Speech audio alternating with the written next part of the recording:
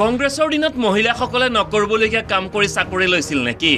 নিৰ্বাচনী প্ৰচাৰ সভাত মুখ্যমন্ত্ৰীৰ বিস্ফোৰক অভিযোগ।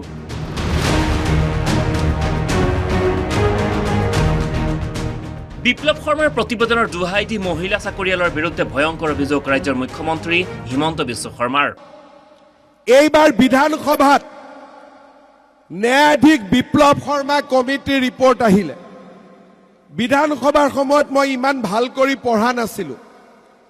কেইটামান দিন আগতে মই পঢ়িলো, তাত এজনে সাক্ষী দিছে যে কংগ্ৰেছৰ দিনত চাকৰি পাবৰ কাৰণে টকা নহয়, আমাৰ ছোৱালীবিলাকে কৰিব নলগীয়া কামো কৰিবলগীয়া হৈছে।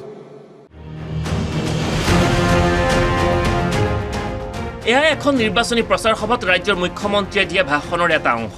এইটো জাজৰ ৰিপৰ্টত আহিছে, মোৰ ৰিপৰ্টত নহয়। আপোনালোকে চিন্তা কৰক, কংগ্ৰেছে আমাৰ সমাজখন ক'ৰ পৰা ক'লৈকে লৈ গৈছিল। আজি বিজেপিৰ দিনত চাকৰি ওলাই টিভিত গৈ ল'ৰা ছোৱালীয়ে কয় যে মোৰ মায়ে ৰিক্সা চলাই, ঠেলা চলাই, তৰকাৰী বেপাৰ কৰে, আজি মই চৰকাৰী চাকৰি পাইছো। মুখ্যমন্ত্ৰীৰ ভাষণত কংগ্ৰেছৰ চৰকাৰৰ দিনত হোৱা নিযুক্তি কেলেংকাৰীৰ কথা, কি পদ্ধতিৰে কংগ্ৰেছৰ আমোলত প্ৰদান কৰা হৈছিল চাকৰি, কেৱল ধনৰ বিনিময়তে কংগ্ৰেছ চৰকাৰে চাকৰি দিছিল নেকি নিবনুৱা যুৱক যুৱতীসকলক। এইবাৰ কংগ্ৰেছ চৰকাৰৰ দিনত নিযুক্তি পোৱা মহিলা চাকৰিয়ালসকলক লৈ মুখ্যমন্ত্ৰী হিমন্ত বিশ্ব শৰ্মাৰ গুৰুত্বপূৰ্ণ মন্তব্য। ন্যায়াধীশ বিপ্লৱ কুমাৰ শৰ্মাৰ প্ৰতিবেদনৰ দোহাই দি ৰাজ্যৰ মুখ্যমন্ত্ৰীয়ে কংগ্ৰেছৰ দিনত চাকৰি লাভ কৰা মহিলা চাকৰিয়ালসকলৰ শালীনতাৰ ওপৰত প্ৰশ্ন উত্থাপন কৰিলে। আচলতে নিৰ্বাচনী প্ৰচাৰ সভাত মুখ্যমন্ত্ৰীয়ে নিজৰ ভাষণ প্ৰসংগত কি কৈছিল শুনক।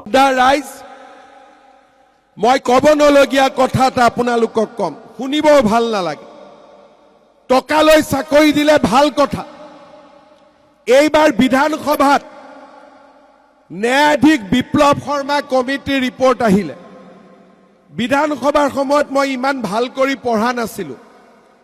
কেইটামান দিন আগতে মই পঢ়িলো, তাত এজনে সাক্ষী দিছে যে কংগ্ৰেছৰ দিনত চাকৰি পাবৰ কাৰণে টকা নহয়, আমাৰ ছোৱালীবিলাকে কৰিব নলগীয়া কামো কৰিবলগীয়া হৈছে। নিৰ্বাচনী সভাত দিয়া মুখ্যমন্ত্ৰীৰ ভাষণক লৈ সৰব হৈছে কংগ্ৰেছ দল। এইবাৰ মুখ্যমন্ত্ৰীলৈ প্ৰশ্ন প্ৰদেশ কংগ্ৰেছৰ সভাপতি ভূপেন বৰাৰ। মুখ্যমন্ত্ৰী হিমন্ত বিশ্ব শৰ্মা কংগ্ৰেছ চৰকাৰৰ দিনত 15 বছৰ মন্ত্ৰী আছিল। তেতিয়াৰ সকলো নিযুক্তি সংঘবদ্ধভাৱে হৈছিল। হিমন্ত বিশ্ব শৰ্মাৰ দিনত টেট শিক্ষক হিচাপে নিযুক্তি পোৱা মহিলাসকলৰ সতীত্ব হৰণ কৰা হৈছিল নেকি? মুখ্যমন্ত্ৰীলৈ প্ৰশ্ন ভূপেন বৰাৰ। হিমন্ত বিশ্ব শৰ্মা কংগ্ৰেছ চৰকাৰত 15 বছৰ মন্ত্ৰী আছিল। সেই সময়ত যিমান নিযুক্তি হৈছে সেইটো গোটেই চৰকাৰখনৰ সংঘবদ্ধ। এতিয়া অজন্তা নেওগ ডাঙৰীয়ানী ছ'চিয়েল মিডিয়া ডিপাৰ্টমেণ্টৰ মন্ত্ৰী আছিলে। তেতিয়া হাজাৰ হাজাৰ অংগনাবাদী, অকল মোৰ বিহপুৰীয়া সমষ্টিত 600টা অংগনাবাদী চেণ্টাৰ আহিছিলে। 600টা চেণ্টাৰ আহিছিলে। তাৰমানে 600টা চেণ্টাৰত নিযুক্ত হোৱা প্ৰতিগৰাকী মহিলাৰ সতীত্ব হৰণ হৈছে। এই কথা হিমন্ত বিশ্ব শৰ্মাই ক'ব বিচাৰিছে। কেৱল সিমানেই নহয়, সমগ্ৰ মহিলা সমাজৰ আগত মুখ্যমন্ত্ৰীক ক্ষমা খুজিবলৈ আহ্বান ভূপেন বৰাৰ। ভূপেন বৰাৰ হুংকাৰ, 48 ঘণ্টাৰ ভিতৰত মুখ্যমন্ত্ৰীৰ বিৰুদ্ধে ন্যায়ালয়ৰ কাষ চাপিব প্ৰদেশ কংগ্ৰেছ। মহিলা কংগ্ৰেছক মুখ্যমন্ত্ৰীৰ বিৰুদ্ধে আইনৰ কাষ চপাৰ নিৰ্দেশ ভূপেন বৰাৰ। যদি 24 ঘণ্টাৰ ভিতৰত হিমন্ত বিশ্ব শৰ্মাই অসমীয়া কৰ্মৰত মহিলাৰ প্ৰতি কৰা এই অপমানসূচক মন্তব্য, যাৰ কাৰণে তেওঁলোকৰ বিৰুদ্ধে সমাজত আৰু নিজৰ জীৱনত এটা অবিশ্বাস আৰু সন্দেহৰ বাতাবৰণ তেওঁ সৃষ্টি কৰিব বিচাৰিছে, যে কংগ্ৰেছৰ দিনত চাকৰি ল'বলৈ যাওঁতে তেওঁলোকে সতীত্ব হৰণ হৈছিল। এই কথাটো যদি 24 ঘণ্টাৰ ভিতৰত মুখ্যমন্ত্ৰীয়ে ৰাজহুৱাকে ক্ষমা নিবিচাৰে, আমাৰ অসম প্ৰদেশ কংগ্ৰেছ কমিটিৰ আমাৰ এটা শাখা সংগঠন মহিলা কংগ্ৰেছ কমিটিক মই নিৰ্দেশ দিম গুৱাহাটী হাইকোৰ্টৰ দ্বাৰস্থ হ'বৰ কাৰণে। ইফালে মুখ্যমন্ত্ৰীৰ বক্তব্যক তীব্ৰ সমালোচনা কৰিছে অসম প্ৰদেশ মহিলা কংগ্ৰেছৰ সভানেত্ৰী মীৰা বৰঠাকুৰেও। এজন মুখ্যমন্ত্ৰীয়ে নিৰ্বাচন জিকিবৰ কাৰণে অসমৰ মহিলা সমাজক যিটো কথা কৈ তেওঁ কটাক্ষ কৰিলে, বিপ্লৱ শৰ্মাৰ প্ৰতিবেদনৰ কথা ক'লে, মই মুখ্যমন্ত্ৰীক ক্ষমা খুজিবৰ কাৰণে মই আহ্বান জনাইছোঁ।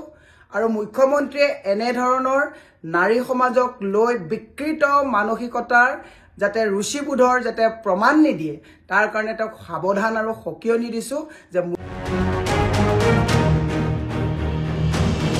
পিছে মুখ্যমন্ত্ৰীৰ ভাষণৰ বিৰুদ্ধে প্ৰদেশ কংগ্ৰেছে এতিয়া এনেবোৰ অভিযোগ মুখ্যমন্ত্ৰী হিমন্ত বিশ্ব শৰ্মাই কিদৰে গ্ৰহণ কৰিব সেয়া সময়ত লক্ষণীয় হ'ব।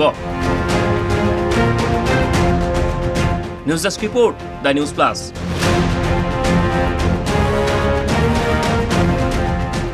যিকোনো খবৰৰ বাবে যোগাযোগ কৰক 7099017330 লগতে 7099017110 নম্বৰত।